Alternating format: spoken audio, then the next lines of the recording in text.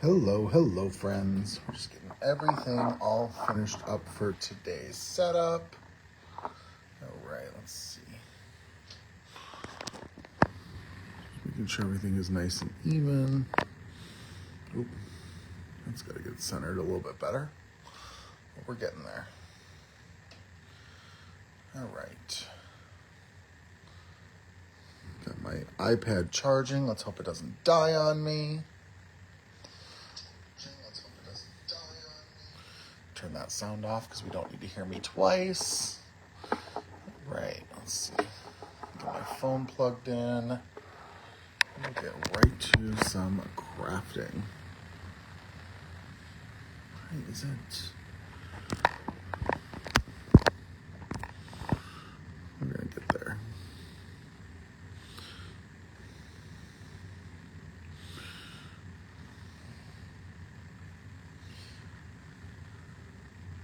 All right, if you are stopping by, drop a quick comment just to say hello so that I know that you're here. And we are going to get right to crafting in a second. I'm trying just to make my lines all even and not doing a great job. That's okay.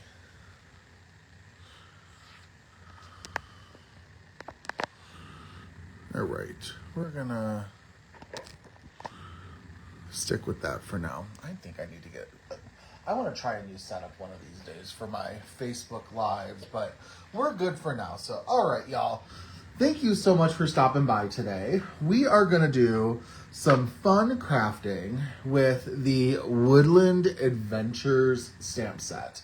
This came out at least 2, if not 3 months ago. But of course, 4x8 stamp set featuring some of your favorite woodland critters.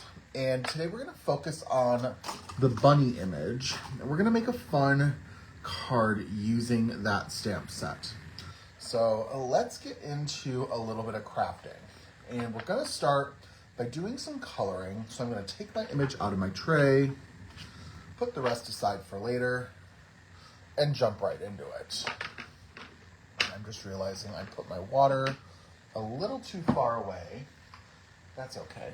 Do I have... Yes, I do have a gel pen in case I should need it.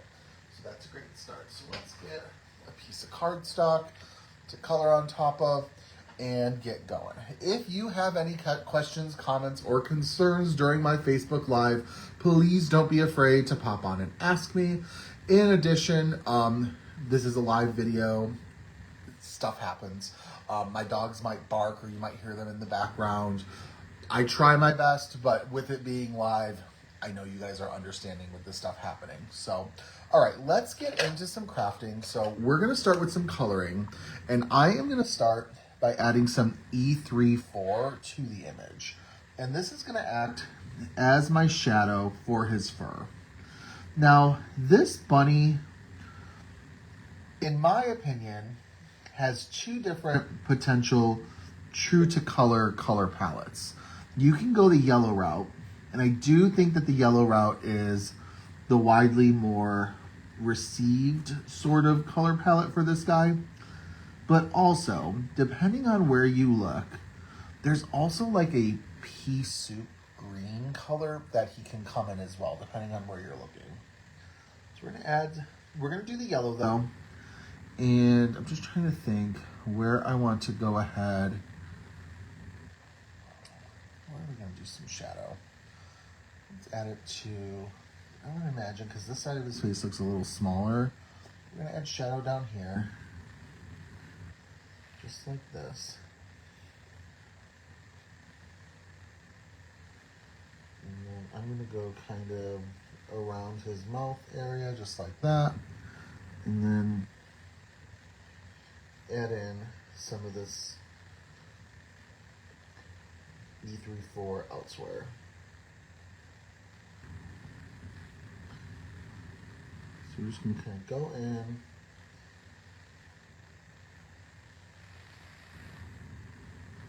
And then do his other leg. And go up like that. Perfect. Next, we're going to go in with some Y15. Just to kind of start to give them that yellowy color. This will be the most saturated yellow that we use. He kind of has more of a pastel look to him. I am trying to approach his color a little bit lighter than I generally approach my yellow images. I can hear some birds outside. They are chitter and chattering away. We can just go in.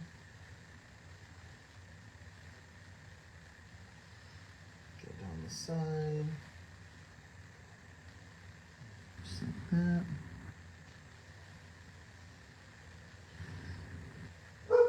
Yeah, see? Barks. Told you it happens. Not to mention, my husband is traveling this week. He has a work conference, so I am all by myself here, getting all the kids taken care of. By kids, I mean the fur children. We're just having a swell time. Like I said, though, if you're dropping by, drop a quick comment just to say hello. I'm going in next. We're going to add some Y13, which is a marker I don't really use that often. I usually jump from Y15 to Y11.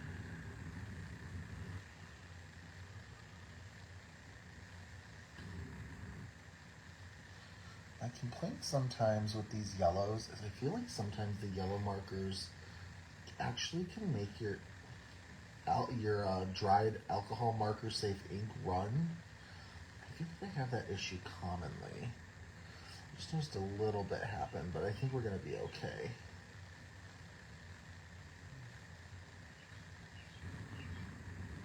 It's frustrating though, you know?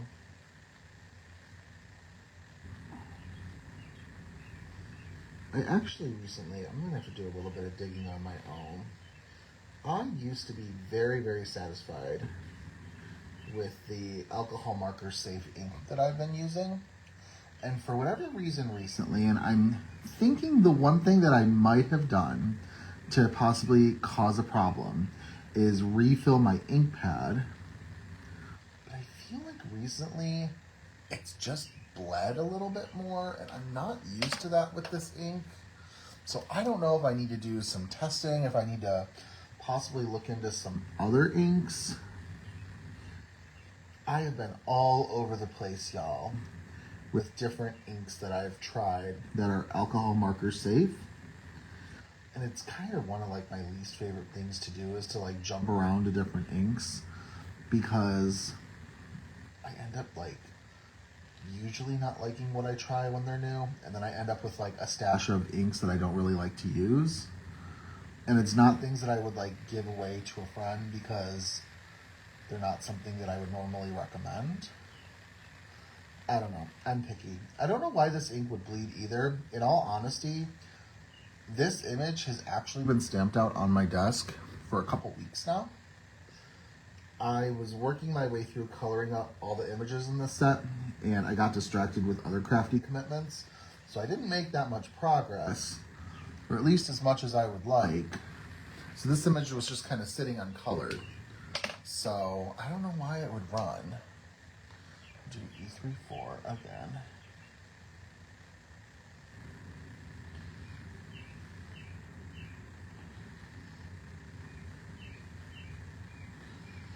Just oddball things, you know? I even think that when I stamped these out, I took a heat gun to it too. Just goes to show you, sometimes it could be a little bit of a crapshoot.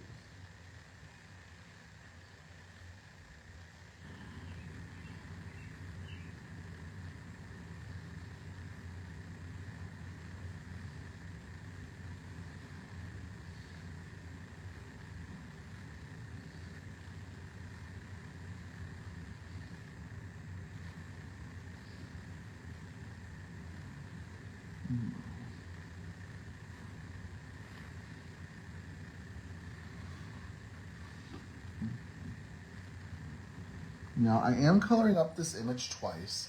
If you've tuned into a Facebook Live with me previously, You know that when I color things up, I do usually do them twice to get a good saturation of the ink, and then also just to make sure that the colors are vibrant and that the ink moves really nicely on the paper as well.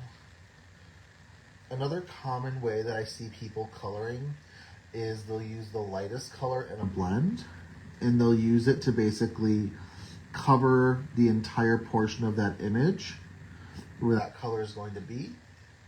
And then you color over it. I usually see people coloring from dark to light. I used to be a light to dark person. I just feel like for me, I don't get the blends that I want when I color that way. Because I feel like I get more harsh lines.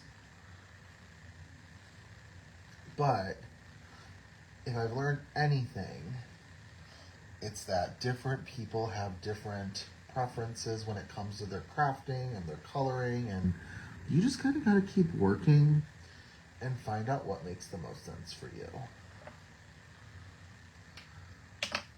Going back to that Y13. Now, this little bunny, he is one of my all-time favorite animated characters, and I'm not being sarcastic when I say that. I relate to this bunny just for whatever reason. He's just a little anxiety ridden, and he's like a little like orderly with how he wants things done. And I'm not sitting here saying that to like make myself sound like a bore, but like I usually function a little bit better with like a little bit of a structure. So I can relate to this guy, and I can understand why it frustrates him when his tiger friend jumps in, has no plan, and just sort of like upends any sort of plan that's going on.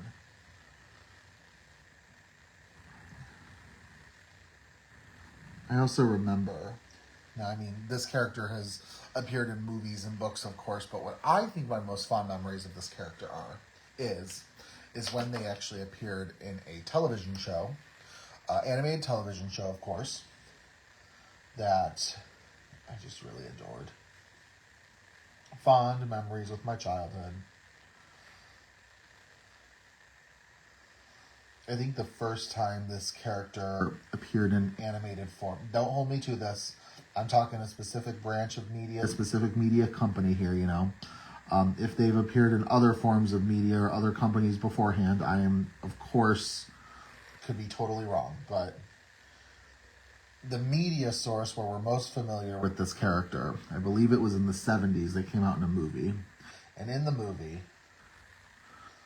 their bear friend gets stuck in the entrance to their bunny hole home.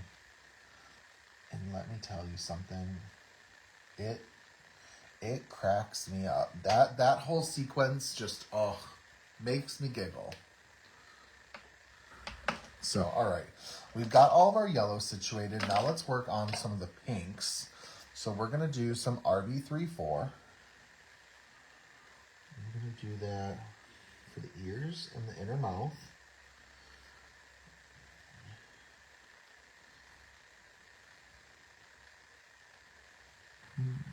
Nose, of course. Just like that. And then we're going to go with some RV32.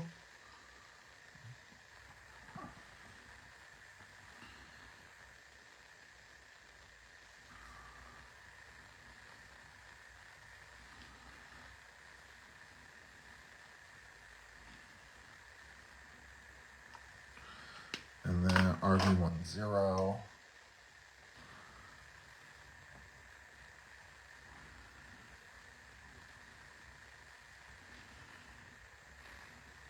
When I used to do this blend, I don't know if I've talked about this before, I'm sure I have. The blend that I was originally introduced to is RV34, RV32, and then RV11. And I just feel like RV11, when put onto paper, is so close to RV32. I don't know how I could stack them so close to each other. They don't look the same when you look at the caps of the images, but when you put the ink down, I just feel like they look near identical.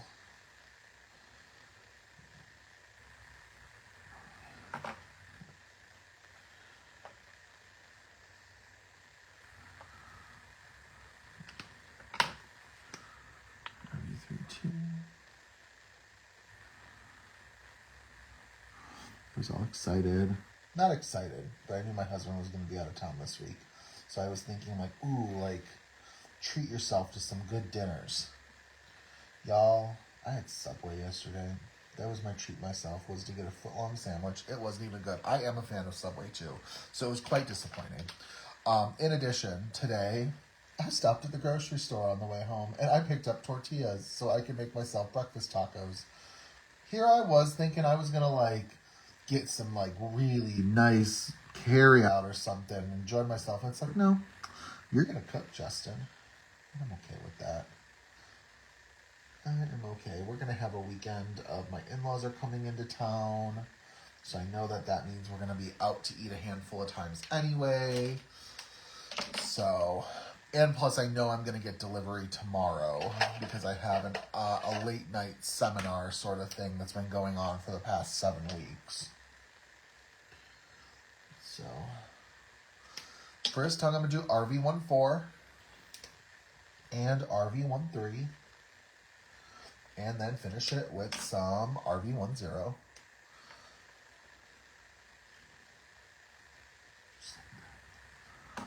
And then we'll go ahead and repeat.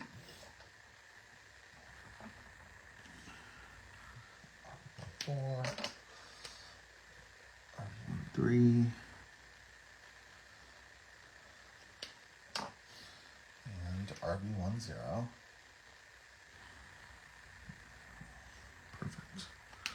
And now we just have his white first sections left. And I kind of went back and forth, but settled on some toner gray.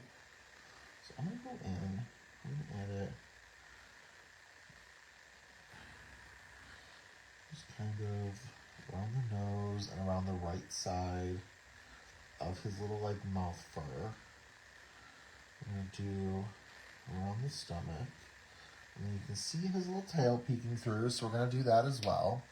Next, we're going to move on to some T1.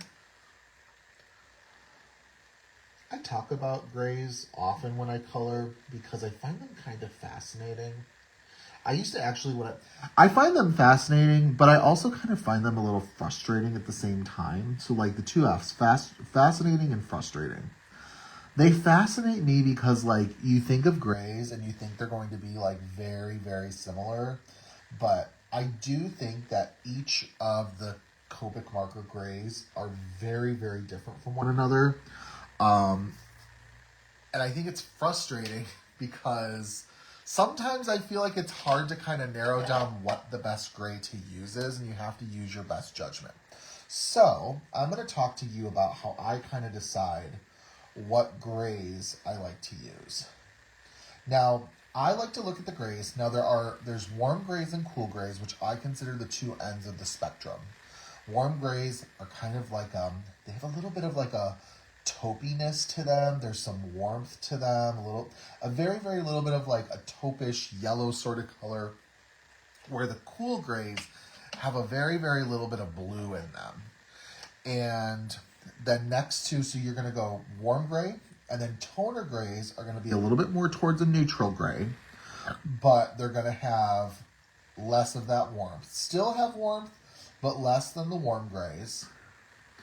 And then you're going to have neutral grays, which I guess are kind of neutral on the spectrum to me, but I think they lean slightly towards cool grays. And we're going to just use a little bit of colorless blender right now to blend everything out.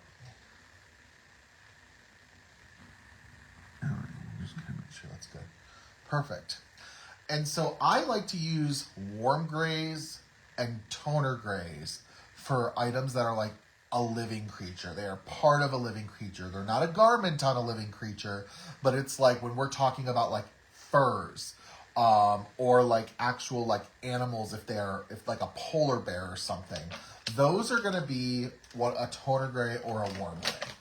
Cool grays and neutral grays I use when it's something that's non-living.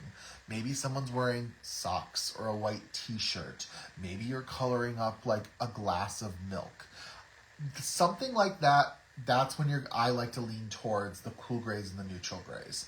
I tend to keep myself within neutral and toner because I don't like to go super far where I want like that warm gray sort of like taupiness or that cool gray blueness. I like to kind of keep it in the middle, but every once in a while I will pull them in as need be. But anyway, we've got our image all colored up. So I am going to grab my scissors and we will fussy cut them out. And I'm just realizing I'm sitting on my craft towel. So let's go ahead, let's cut out this bunny. Now, this bunny, I would say I colored him up pretty true to character. He might, if it was a little bit more true to character, he probably could have been a little bit more pastel leaning. But he's not, and I love him. He makes me smile.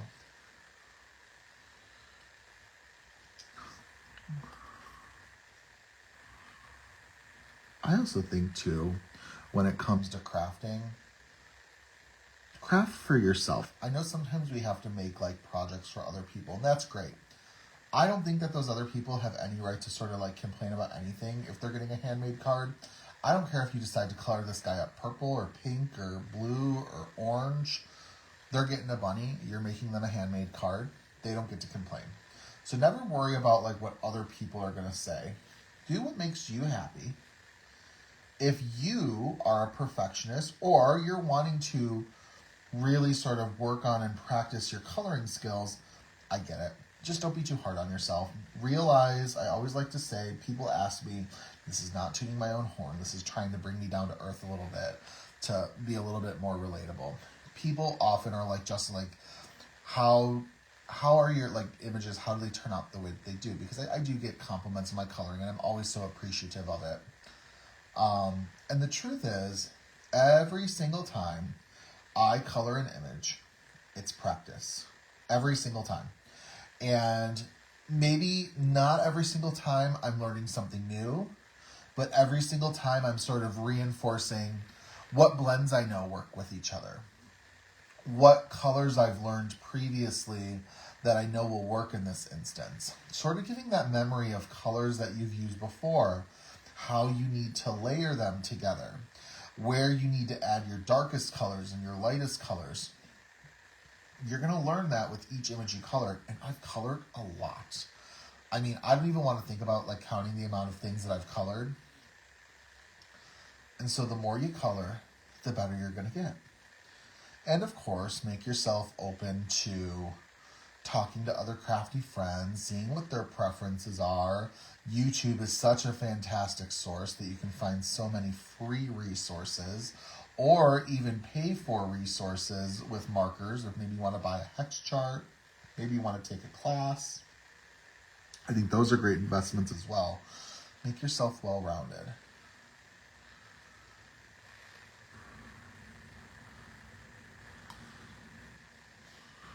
All right, we've got our little bunny all cut out. So now I need to grab a couple things that I'm realizing I forgot. I'm gonna get black paper splatter, and I've got to get my paper trimmer. Let me see, where are my things?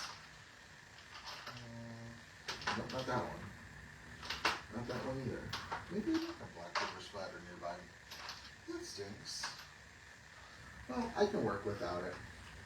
But I am going to get my paper cutter, of course. I wonder where my black paper splatter went. So I know I had it. Must just be hiding. Okay, so now I want to talk about what we're going to make next. And if you have any questions or concerns as we're crafting along, be sure to let me know.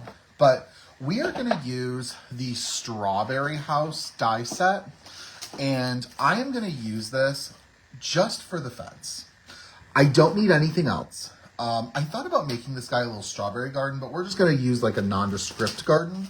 So I have gone ahead and I've die cut the white fence, and I'm realizing that I need to get some blending tools as well, so you'll have to bear with me on that. I'm also going to make a little bit of a scene. So I have die cut a couple elements using the Card Basics die set. I die cut some grass. I die cut a whole white blending panel. And then I also, so it's got the stitched edge, die cut some brown paper as well. And we're gonna use this for our garden, for our dirt. So I'm gonna go in, just sort of cut that down a little bit. Doesn't need to be too much, just like that. And so my thought is just kind of bear with me for right now. So we're gonna make sort of a little bit of a garden down here. And then we're also going to add the fence in. I'm either gonna put the fence, hold on, I'm gonna move my paper trimmer because that's really getting in the way. So we're gonna blend up the background, we're gonna make a sky. We're going to do the layering. I've gotta do a little bit of ink blending. I'm gonna grab a couple things now that I'm realizing.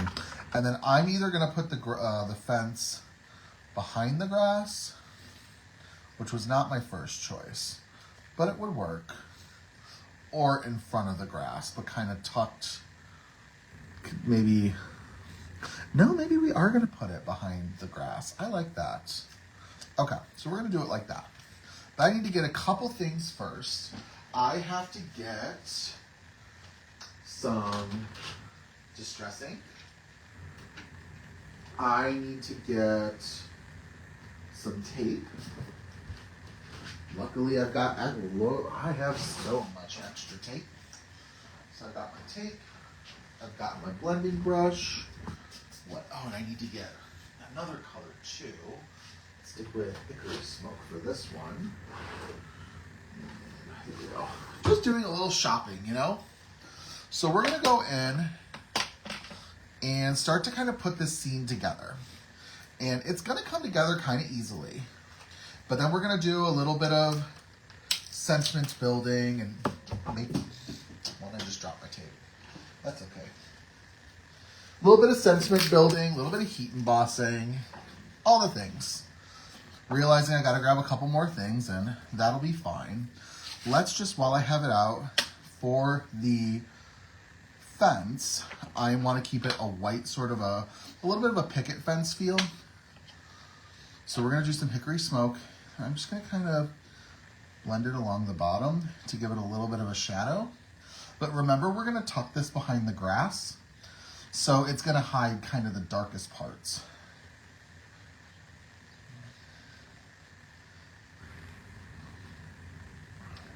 Just like that. All right, and then we've got a nice sort of blend there. All right, so we can set this aside and kind of do a little bit of a wipe of the area. And next we're gonna go in, let me grab my grass die cut. And I'm gonna use some Lucky Clover Distress ink. I'm using all the different blending tools, y'all, be patient with me. This is an ergonomic blending tool. And we're just gonna kind of go in and darken this. Just like this.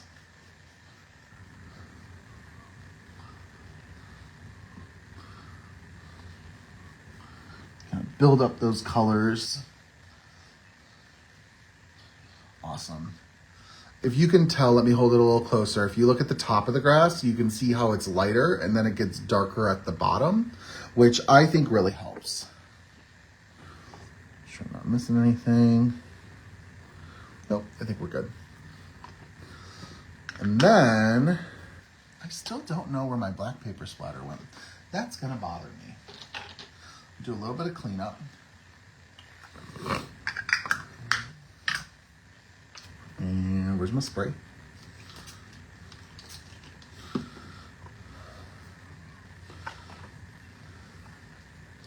Set those off to the side. Next we'll work on the dirt. Got some vintage photo. Y'all, I'm dancing all over the place when it comes to my ink choices today.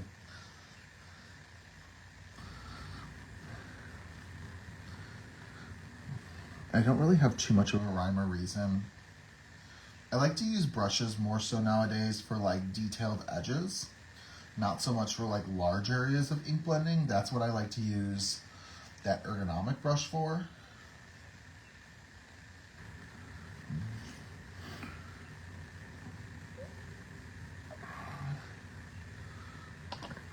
Just like that. Okay. Perfect. Do a little bit of cleanup there. I think I'm gonna do a very small amount of splatter using white because I cannot find the black. I was gonna use them together. That's not the white I was gonna use. That's sparkly. Pretty, but I don't need it. This is my opaque white.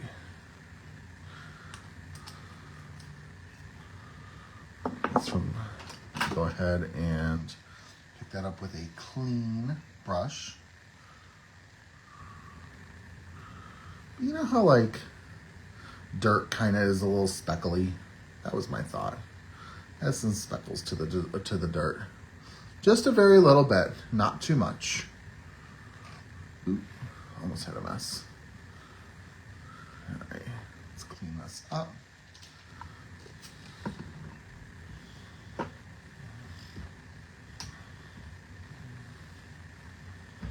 right, we don't need this anymore.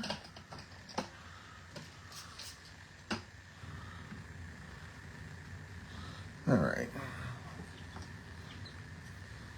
Getting this nice and cleaned.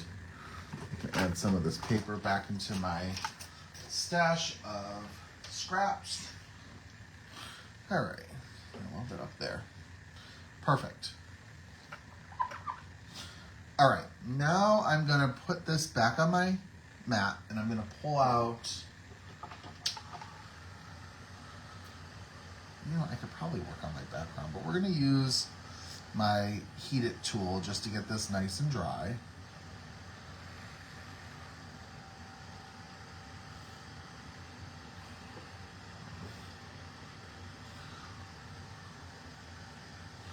Just get this nice and situated like that.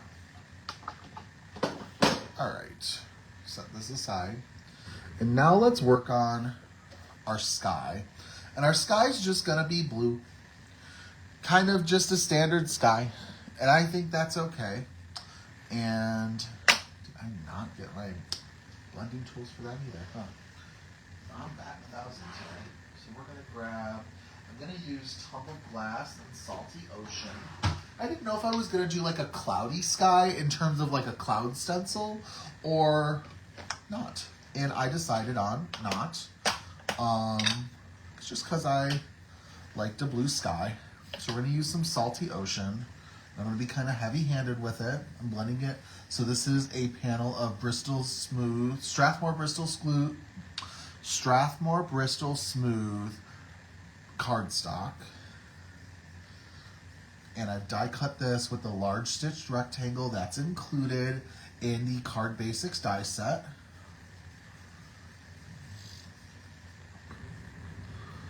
All right. And then I'm gonna go in with some tumbled glass.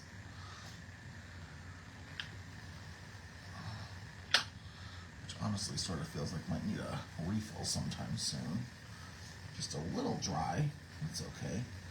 Just to get a nice sort of ombre going.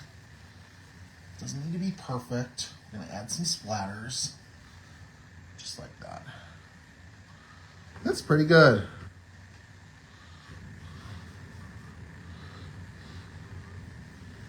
Kind of work that a little bit more. Make sure you get a nice sort of transition of color.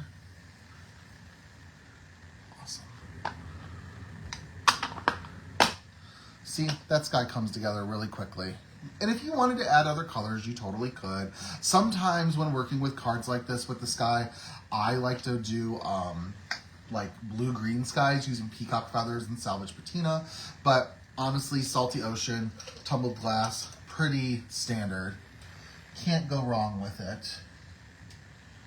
All right, so I'm just gonna kind of splatter a little bit. I'm gonna let this sit on the paper for a couple seconds, about 30 or so.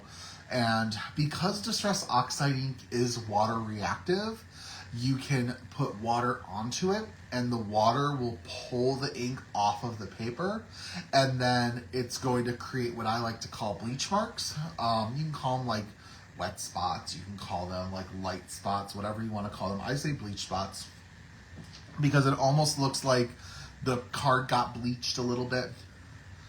So, all right. Has it been 30 seconds? I think just about. Okay, so we're gonna go ahead. I'm gonna take my craft towel.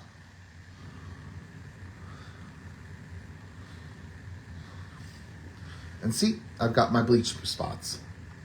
So I think that's pretty cool. So, all right.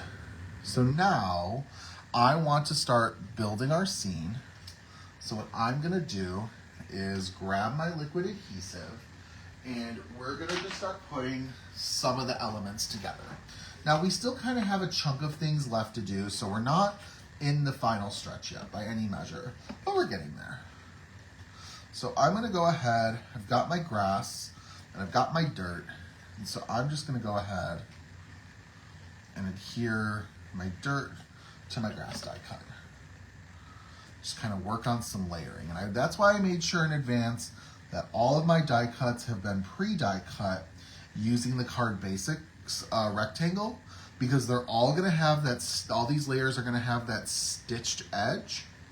And then also, it keeps them all sized appropriately, which I appreciate. So, all right, so we've got this. And then I wanna see, where's my rabbit gonna go? I'm gonna come over here. Is he gonna go? Oh, I think I like him over here. Yeah, so he's gonna go. Yeah, he's gonna go over here, I think. Makes sense. So I always have this kind of rule of thumb, and I don't know if I'm gonna go against it or not, because depending on how you look at him, you could kind of go either way. But when I took a photography class a handful of years ago at this point, 2017, 2018, and they were talking about like photography composition. And it was a very sort of like entry-level basic class. So I'm sure if I took more of them, I'd learn more, use more detailed terms, whatever. But I was told when you, and I translate this over to my card making, and you will see it with my cards that I create, because I think it was a very valuable tool. When you are photographing like a living, or like something that is like a presence, something that's like ideally a living thing, but a statue may work as well. There should be open area in your photo of where that object is looking to if they're not straight on. So because it makes it look like they are looking at the rest of your photo. So for example, I'm trying to kind of determine, his body is kind of saying like two different things. His body's turned to one side, his face is turned to another. I think you could get away with it either way, but like, let's say if we think that he is like looking to the right, he's like looking at the rest of his garden. Or if we think he's looking to the left, I think he's looking to the right in all honesty, now that I see this. Like if we put him over here, he's looking to the edge of the card and there's not much going on. So to my eye, the way that I see things, I feel like it's just made more sense for your images to have that sort of looking to the rest of your composition sort of feel. But you do what you want. I'd be happy to explain that further at some point as well, if anybody needed it. So I'm just kind of going to add this. I'm going to leave the opening over here because like we're just going to kind of treat it as maybe it's his like opening gate to the garden.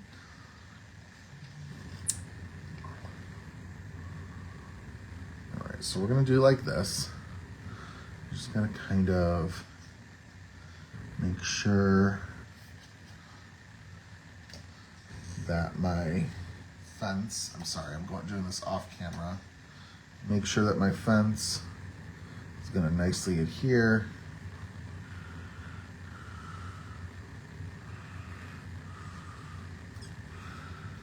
All right.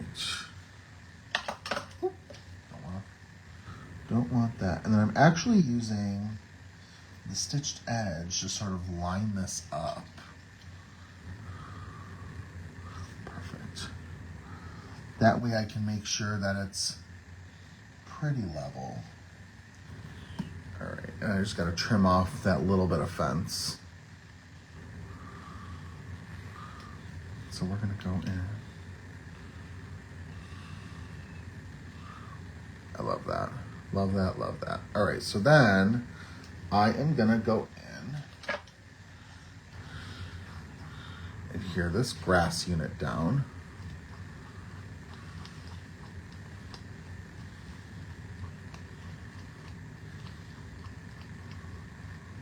Just like this. And kind of line it up in the bottom.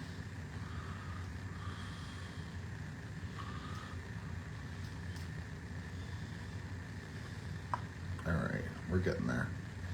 Kind of nudge everything into place. I'm also going to take my scissors and just very carefully cut those bits of the fence off. All right, so he's going to be like over here. I can grab any embellishments. We can do that later. Now, I have an idea for my sentiment. We have all of this area of the sky, and I want to utilize it. So what I'm gonna do is, I took I believe it's the Adeline die set, the new Alpha die set, and I have die cut the letters in white, and I wanted to spell out Bunny Boy. Just as a nod to this character, it would be perfect if I used the tiger image, because this is kind of the tiger's nickname for this guy, or long ears. But I think Bunny Boy is kind of cuter to use than calling someone long ears. I don't know. Just my thoughts.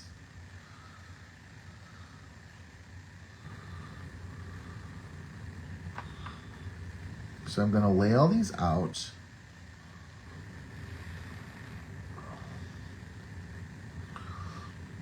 I'm going to make the Y go down just a little bit more.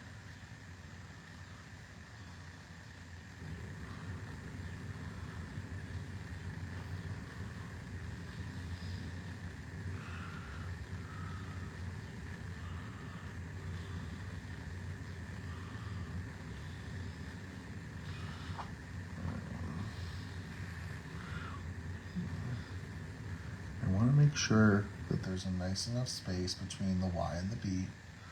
I think I've got it. All right, and now this will fit nicely. I can already tell. I am going to use some mint tape to pick this up, to keep everything nice and lined up. This is a great tool to use if you're working with alpha dies, like I am right now. So I'm going to go in and I'm going to pick these all up, just like this. And then I can kind of map out where I want this to go on my card. I'm going to kind of center it where the fence is. Think like this. And then what I do is I take my liquid adhesive and I put it on the back of each of the letters.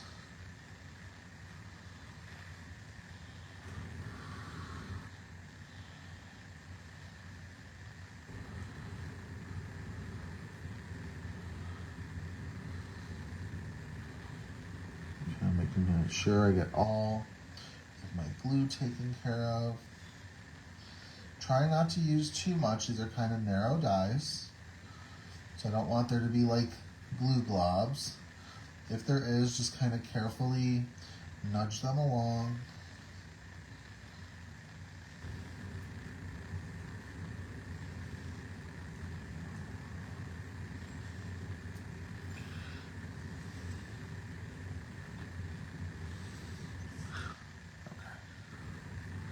And then we are going to, like I had said, sort of center this the best that we can. And then I take something with a flat edge, and it's normally an acrylic block, And I will go in and just sort of hold it down. Usually I do it, let's be honest, I usually do it like this. Remove my tape, and then I put it on top just to get a nice sort of even pressure. And it's a bunny boy.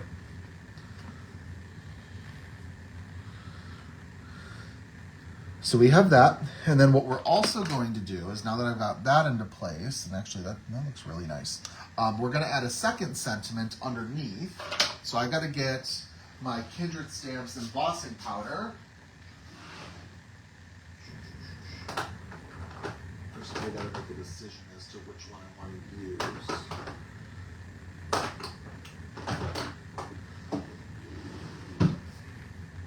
I got to grab my embossing tool.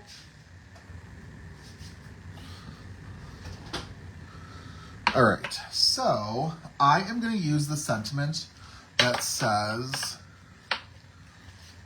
"You're the truest of friends." So bunny boy, you're the truest of friends. I just think that it goes really nicely. And we're going to stamp this underneath. So it's under here. And I think, let me see. I was originally going to do it in black ink, and I'm just thinking that maybe white might actually be better. I just want to make sure it actually shows up, but I think it will. So we're going to do it in white. So I'm going to go in, and I'm going to set my image to the side, and using my Misty, I'm going to use my magnets to get this into place. I think the sentiments will work. I think the sentiments will work in white. Sometimes I'm a little picky about what inks I want to use for my heat embossing, because I don't want them to smush together. I think this one will be fine.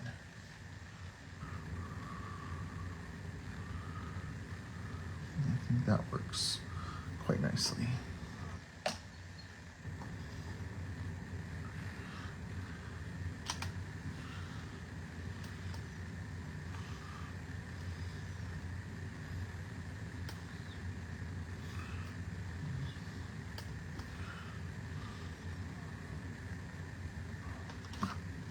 I think that works. All right, so I'm gonna kind of rub this just a little bit to get that layer off, since this is the first time I'm using this.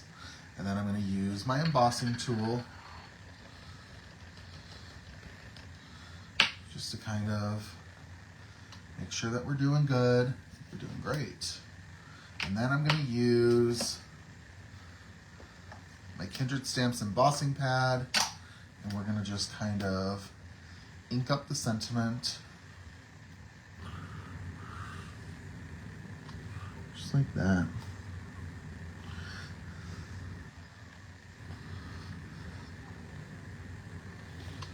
All right, and then, actually that looks pretty good. We're gonna grab that coloring paper that I used a second ago, and I am going to, y'all, it is a congested workspace today.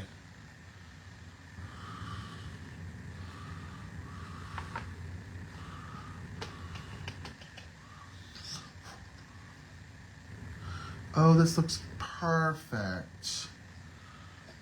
This was a great sentiment to do in white. Okay.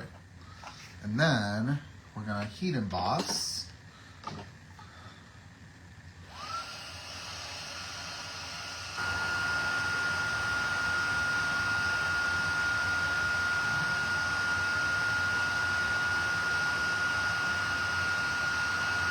Sorry for the noise, it's unavoidable. I wish there was a quiet embossing tool. All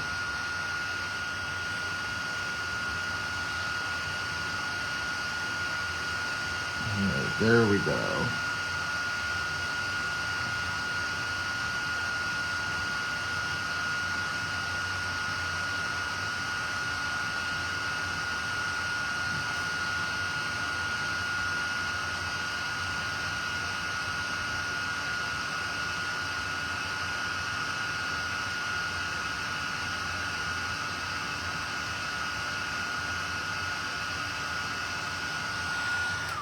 Perfect. Perfect, perfect, perfect. I gotta do a little bit of cleanup, and then we'll get the rest of this card all ready to go. So let's see. Oh, we're making good time too. Not at the hour mark yet. We're just about done. Just got a couple things we gotta finish up. And we'll be there.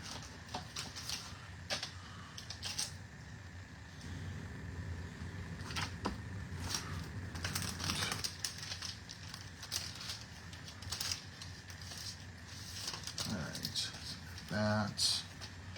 Geez, so many things on this desk. My goodness, Justin. You made a mess. That's okay. Alright, this can go back. Now, I also, before I get this adhered, I did pull a piece from the emotional paper pack. And I wanted, that's my favorite. I think this is my favorite parrot paper pack that's currently available. We got a bunny on the patio. Look at that. And I pulled the yellow stripes. I just think that this is going to give like a nice sort of contrast to the colors in the card, but it also pulls in the colors of the bunny as well. So I decided on that. And we're gonna go in, I'm gonna just kind of wipe off the powder from my anti-static tool. And this looks great. I'm very happy with this. Now, one thing I thought about, and I unfortunately didn't think I was going to have enough time during my live to do it, I thought it'd be really cute if you had the time to make like mini garden signs. So like to stick them in the ground that said like carrots or like strawberries or something short, because you're not going to have that much space to write it. And I thought about doing that, and I clearly I did not do it, but I thought that would be a really cute sort of way to add detail to this. Now, the Strawberry House stamp set does come with some small strawberry die cuts, so you could make him like a strawberry gardener, and I think that would actually be really cute. It might not be like entirely on theme since he's a bunny, but if you have any sort of dies in your stash that maybe you have like little carrots, you could just kind of have them like lined up like he's a carrot gardener, like kind of just like half carrots, you know. I think that would be so adorable. Just something to keep in mind. Oh no, I wanted to move this a little bit more, and I can do it. Luckily, sometimes glossy-ish paper is forgiving.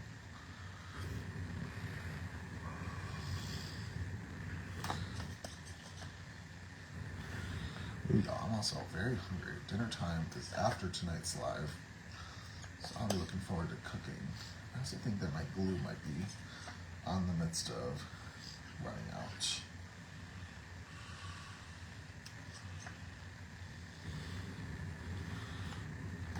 It's feeling light. It is feeling on the light side. All right, so let's go ahead, nudge this nice thing into place as best as I can.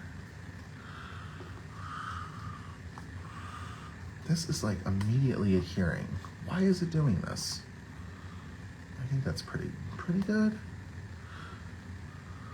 I think that's decent. I don't know why it's irritating me that this is like immediately becoming hard for me to adhere. Because usually when you use a liquid adhesive, you use it because you get a little bit of wiggle room. This, not so much. Yeah, frustrating me.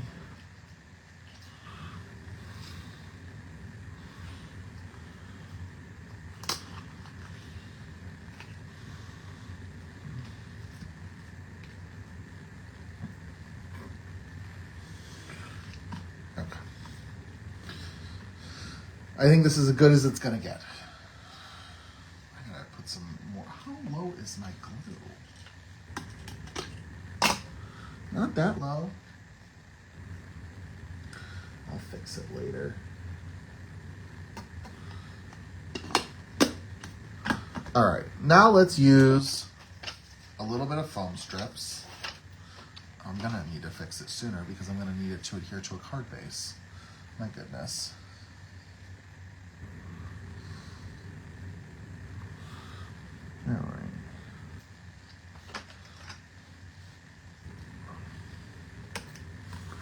Also, I don't think I've had any comments this live, which is totally okay. I know sometimes nice and quiet crafting is appreciated and you just get to hear my 2 cents. But I just wanted to make sure I wasn't missing any comments either. Doesn't look like it though, which is totally a-okay.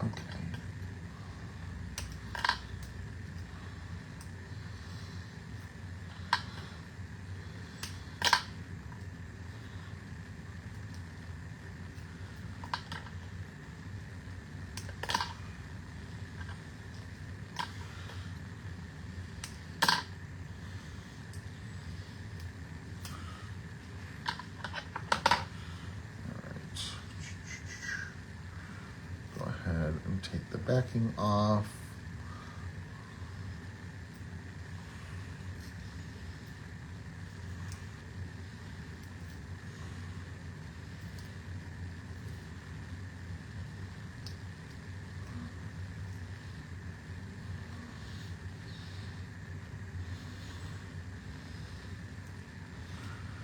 Just like that. That's cute. All right. Next, I need to grab my cap to my adhesive. There we go.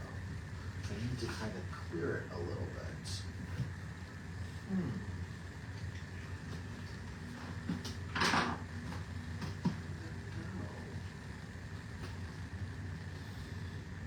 I just need to make sure that everything is nice and cleared out with my glue.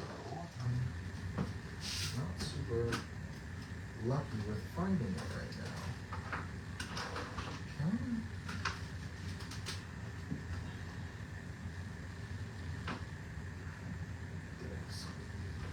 It's silver and shiny, so it's hard to find, but I can just kind of, it's got this nice cap to it.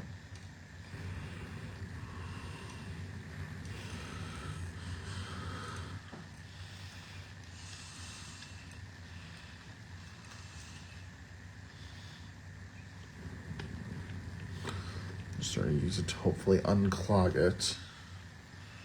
Let's see. Stay tuned. All right. Next, I'm going to add some liquid adhesive.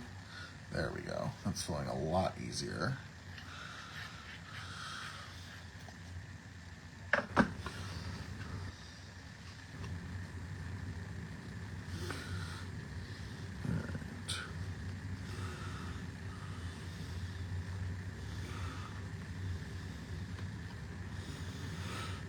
Just kind of gently push this down into place.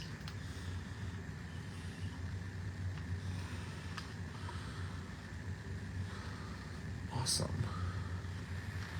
And then we're going to add just a couple little embellishments, not too many of them. Let's see if I've got my silver ones out. I do not. So I am going to go in.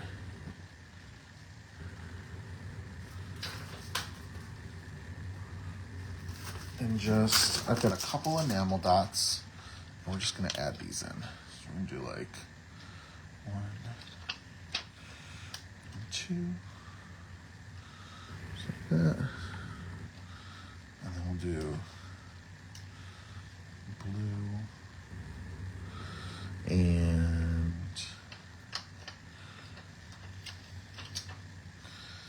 yellow. Green. Let's see, we'll add green right here. We'll add the blue one and the yellow one. So it's 1, 2, 3, 4, 5, 6, 7, 8. We need one more. Let's see. You would need green over here, which I can still do.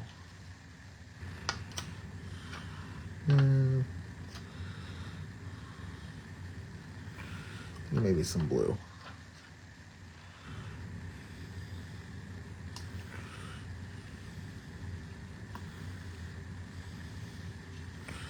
Sort of like that. All right. Couple embellishments. I think he needs a little bit of adhesive on top, and then he'll be done.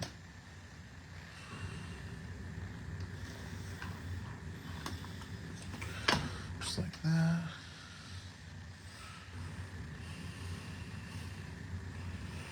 All right. Y'all, we are all done. So I use the Woodland Adventure stamp set to make this fun Bunny Boy themed card using basically my favorite cartoon rabbit. I think he's just adorable. We used the Strawberry House die set to add a couple elements with the fence. I used the rectangle from the Card Basics die set as well, just to kind of help map out the card. We pulled in the grass border die. We pulled in the emotional paper pad. We used some snowfall embossing powder. We used the brand new, I believe it's the Adeline die set for the Alpha Sentiment, which I think is super fun. This turned out really, really cute. So I'll make sure to get this uploaded to the fan club very soon.